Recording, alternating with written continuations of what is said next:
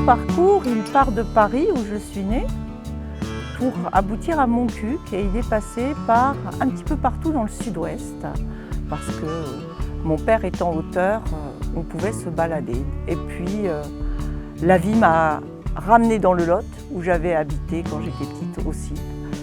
Et je me suis arrêtée à Montcuq, ça fait 23 ans que j'y vis, dans la maison dans laquelle j'ai fait la librairie. Ce projet, c'est l'aboutissement en fait d'années et d'années de militantisme de la culture en milieu rural. J'ai toujours œuvré essentiellement dans le spectacle vivant pour que, à la campagne, il y ait de la culture.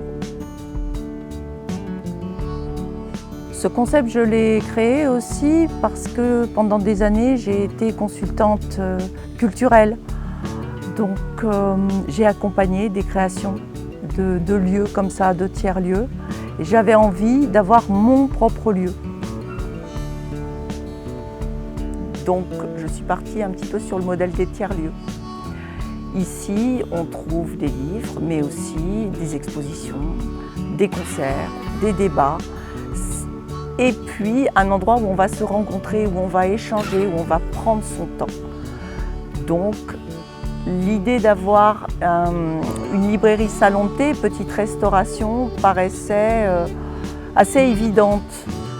Cette proposition, elle est un petit peu différente de celle d'un simple magasin. Et c'est pour ça aussi que, par exemple, l'Office de tourisme nous envoie beaucoup de gens. On est devenu presque une destination touristique.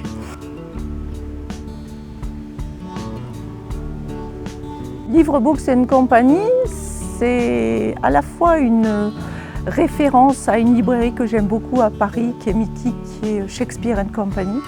Et puis j'ai fait des études de littérature anglaise. Donc depuis l'âge de 20 ans, je lis la moitié du temps en anglais. Donc ma librairie ressemble au fond à ma bibliothèque personnelle.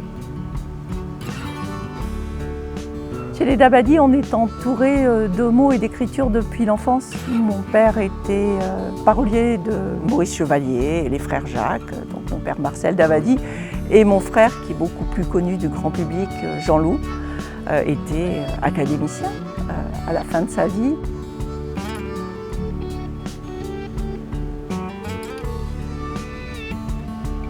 Une librairie en milieu rural, je dirais qu'elle se doit vraiment d'être exigeante. On doit proposer de la qualité, en tout cas des choix qui sont personnels à nos clients.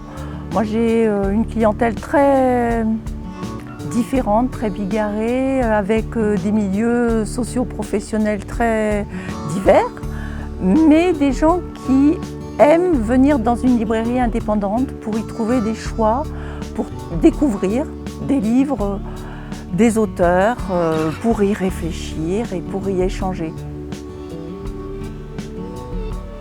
On a une population très diverse, avec des néo-ruraux, des artistes, des gens du milieu de la culture, des agriculteurs, des gens très simples, des gens qui vont travailler en usine ou qui sont retraités. Et tous ont droit à de la qualité et tous ont droit à de l'attention et à de la culture. Ça, c'est très important pour moi.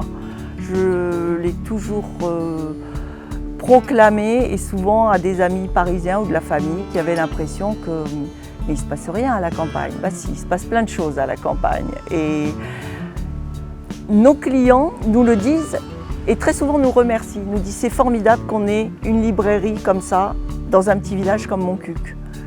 Et c'est quelque chose qui me fait vraiment chaud au cœur parce que ça revient tout le temps. Ils sont très fiers de leur librairie en fait.